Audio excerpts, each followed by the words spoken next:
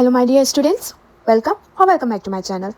Today we are going to discuss the chapter first of class 9 new syllabus, that is the use of coordinates.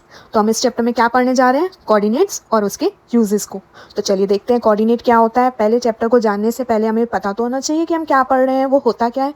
तो चलिए जैसे हम coordinates मतलब क्या होता है, किसी भी एक प्लेन पे, किसी भी एक सरफेस पे अगर कोई पॉइंट है तो उसका लोकेशन क्या है, उसको हम वहाँ पे कैसे लोकेट करेंगे, उसकी डिस्टेंस कैसे फाइंड करेंगे, क्या यूनिट्स लेंगे, क्या मेजरमेंट्स लेंगे. ओके. तो पहले के ज़माने में क्या होता था, इतना डायरेक्शन और ये सब एक्यूरेट नहीं होता था, इतनी डिस्कवरीज नहीं होती थी. तो लॉन्ग टाइम भी आप देखते थे कैसे पता करते थे, सन के अकॉर्डिंग, सन कब राइज हो रहा है, कब वो डूब रहा है, उसके अकॉर्डिंग, है ना. ऐसे ही जो मेजरमेंट्स वगैरह होते थे, यूनिट्स फाइंड की जाती थी, वो भी स्टेप्स से पहले लोग काउंट करते थे. अगर उनको किसी सिटी में, किसी स्ट्रीट में जाना है, कहीं किसी शॉप पे जाना है, तो वो कैसे देखते थे कि हम सिटी के सेंटर से नॉर्थ साउथ पे कितने यूनिट्स स्टेप चलें या ईस्ट वेस्ट पे कितने यूनिट्स ऑफ स्टेप्स चलें, उसके अकॉर्डिंग करते थे. ओके. तो उसको ही आइए डिटेल में देखते हैं कि कैसे है. सपोज ये कॉपी है, ये एक हमारा प्लेन है, ठीक है. इसमें हमने एक पॉइंट ले लिया, जैसे हम मान लेते हैं ये एक शॉप है. अब हमको इसकी डायरेक्शन फाइंड करनी है किसी भी पॉइंट से, किसी भी जगह से. तो हम कैसे फाइंड करेंगे. सबसे पहले तो उसको फाइंड करने के लिए हमारे पास एक ओरिजिन होना चाहिए, एक सेंटर होना चाहिए कि हम कहाँ से उस चीज़ की डायरेक्शन फाइंड करना चाहते हैं. ठीक है. उसको जानने से पहले चलिए आप थोड़ा जानिए कार्टेशियन प्लेन के बारे में. हम यहाँ पे जो कोऑर्डिनेट्स पढ़ेंगे वो किस में पढ़ेंगे, कार्टेशियन प्लेन में पढ़ेंगे. ओके. चलिए, तो पहले अगर हम देखें तो कार्टेशियन प्लेन कैसे होता है, वो किसी भी प्लेन को, सरफेस को 4 इक्वल पार्ट्स में डिवाइड करता है. क्या करता है? 4 इक्वल पार्ट्स में डिवाइड करता है.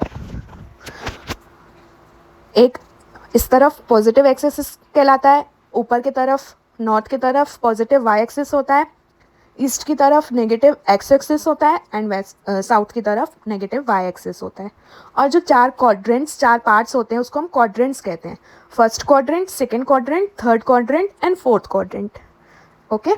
अब हम देखते हैं ये जो बीच में सेंटर ओ ओरिजिन कहलाता है, उससे ही हम किसी के भी यूनिट्स को, किसी भी पॉइंट को लोकेट करते हैं या उसकी डायरेक्शन फाइंड करते हैं या मेजरमेंट लेते हैं.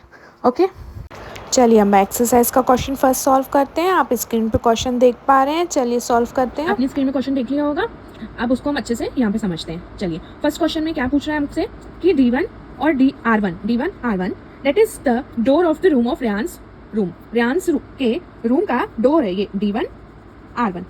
तो हमसे क्या पूछ रहा है, how far it is from the left wall that is y axis. मतलब हमसे पूछ रहा है कि इस डोर की डिस्टेंस वाई एक्सिस से कितनी है. तो वाई एक्सिस कहाँ है, ये है वाई एक्सिस. यहाँ से इसकी डिस्टेंस पूछ रहा है, इस डोर की डिस्टेंस पूछ रहा है वाई एक्सिस से. तो डिस्टेंस क्या होगी, ये होगी इतनी डिस्टेंस. तो ये डिस्टेंस कितनी है, इस रूम की डिस्टेंस वाई एक्सिस से कितनी है, देख लेते हैं. 1 यूनिट्स, 2 यूनिट्स, 3 यूनिट्स, 4, 5, 6, 7 एंड 8. तो कितना दूर है वाई एक्सिस से डोर, दैट इज 8 यूनिट्स.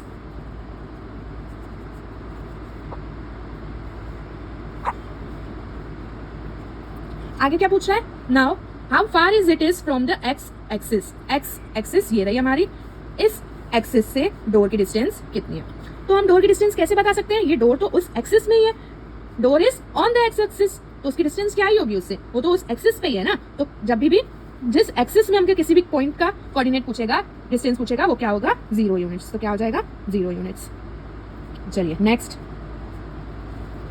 क्या पूछ रहा है, what is the coordinate of D1. कहाँ है D1, ये है D1. D1 के कोऑर्डिनेट्स क्या है, अभी मैंने आपको कोऑर्डिनेट्स देखना सिखाया था. सबसे पहले एक्स एक्सिस के डिस्टेंस लिखते हैं. एक्स एक्सिस में ये रहा D1, एक्स एक्सिस से कितनी डिस्टेंस पे है, 8 लिख लिया. अब वाई एक्सिस, तो ये वाई एक्सिस पे तो है ही नहीं, ये तो एक्स एक्सिस पे ही है, तो वाई एक्सिस पे क्या होगी, 0. कोऑर्डिनेट क्या होगा D1 के, 8,0. नेक्स्ट क्या पूछ रहा है, थर्ड क्वेश्चन में. ओके. अगर R1 के कोऑर्डिनेट्स हमें बता रहा है 11.5,0 है, देन हमसे क्या पूछ रहा है, विथ रूम के डोर की विथ क्या है. तो डोर कितना है, ये D1 से R1 तक डोर है, और हमने D1 के कोऑर्डिनेट्स फाइंड कर लिए. R1 के कोऑर्डिनेट्स बता रहा है 11.5,0 है, तो हमें इस डोर की विथ पूछ रहा है. विथ मतलब ये कितना चौड़ा है, तो कितना है देख लेते हैं. यहाँ से 1 यूनिट्स, 2 यूनिट्स, 3 यूनिट्स, और यहाँ तक 4 यूनिट होंगे, तो 3 और 4 के बीच में है, मतलब आधी यूनिट और, तो मतलब 3.5 दैट इज 3.5. तो कितनी है विथ, 3.5 यूनिट्स. अब हम यहाँ पे यूनिट्स लिखते हैं क्योंकि यहाँ पे अलग अलग क्वांटिटी की बात होती है। अगर लेंथ होता तो हम सेंटीमीटर बोलते हैं, अगर अब यहाँ पे जैसे डोर की बात है, डोर को किस में मेजर करते हैं, फुट में, तो यहाँ पे जैसे लेंथ बोलता तो हम 3.5 लिखते हैं, डोर की बात हो रही है तो 3.5 यूनिट्स, यूनिट्स क्या हो जाएगी, फुट। तो कितना फुट का है डोर, 3.5 फुट का है डोर। ओके, अब आगे पूछ रहा है क्या ये कंफर्टेबल विथ है डोर के लिए, मतलब कोई भी आए जाए उसके लिए कंफर्टेबल विथ है कि नहीं है डोर की। तो यस, नॉर्मली हमारे घरों में भी 2.5 साढ़े 3 फुट के ही 2.5 फुट के ही डोर्स होते हैं। ये तो 3.5 फुट का है तो आराम से कोई भी जा पाएगा, तो yes it is comfortable. Next पूछ रहा है अगर कोई व्हील चेयर पे है तो वो यहाँ से एंटर कर पाएगा या एग्जिट कर पाएगा इजीली, तो यस वो भी कर पाएगा, यस ही और she can easily enter the room. Okay, next क्या पूछ रहा है हमें, नेक्स्ट क्वेश्चन में हमें क्या पूछ रहा है, अगर वॉशरूम का डोर है B1 और B2, कहाँ है B1 B2, ये B1 और B2, तो ये जो उसके रूम में वॉशरूम है, वॉशरूम का डोर है B1 और B2। पूछ रहा है ये कितने यूनिट्स का है और ये जो रूम का डोर था उससे या वाइडर है, उससे छोटा है या और बड़ा है। चलिए पहले हम फाइंड कर लेते हैं। तो अगर आप यहाँ से देखें डायग्राम से भी एक बात याद रखिएगा, अगर आपको क्वेश्चन नहीं समझ में आ रहा है तो ये चैप्टर इतना इजी है कि आप डायग्राम से भी इजीली आंसर निकाल सकते हैं। अगर आपको क्वेश्चन को अंडरस्टैंड करने में दिक्कत हो रही है, देखिए पूछ रहा है ना डोर की विथ, इस डोर से ये छोटा है कि और चौड़ा है, तो अगर आप यहाँ से देखें तो आंसर निकल आएगा। ये 1 यूनिट्स, ये 2 यूनिट्स और ये 3 यूनिट होता, 2 और 3 का हाफ है मतलब आधा फुट, और तो 1 2 और आधा मतलब 2.5 फुट। तो वॉशरूम का डोर कितने फुट का है, 2.5 फुट का है। और वैसे अगर हम फाइंड करते हैं, वैसे हम कैसे फाइंड करते हैं, हम B1 के कोऑर्डिनेट्स निकालते हैं। B1 के कोऑर्डिनेट्स क्या हैं, अगर आप देखें 1 और ये है 1.5, सॉरी पहले x एक्सिस में 0, y एक्सिस में 1.5। B2 के कोऑर्डिनेट्स निकालते हैं, B2 के कोऑर्डिनेट्स क्या होंगे, x एक्सिस में 0 क्योंकि ये ऑन y एक्सिस है और y एक्सिस में 4। और अगर हम निकालते तो कैसे निकालते हैं, 0,0 माइनस और 4 माइनस 1.5, कितना आता, 0 4 में मतलब 1.5 को माइनस करेंगे कितना आएगा, 2.5। वैसे हम ऐसे निकालते।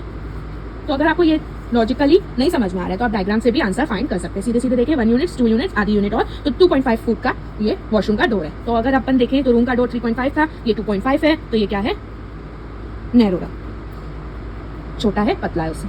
आई होप सबको समझ में आ गया होगा। अगर कोई भी डाउट्स हो तो आप कमेंट सेक्शन में पूछ सकते हैं, मैं रिप्लाई ज़रूर करूँगी। और अब आगे सारे क्वेश्चंस के लिए चैनल को सब्सक्राइब कर लें, वीडियो को लाइक करें, शेयर करें। Thank you.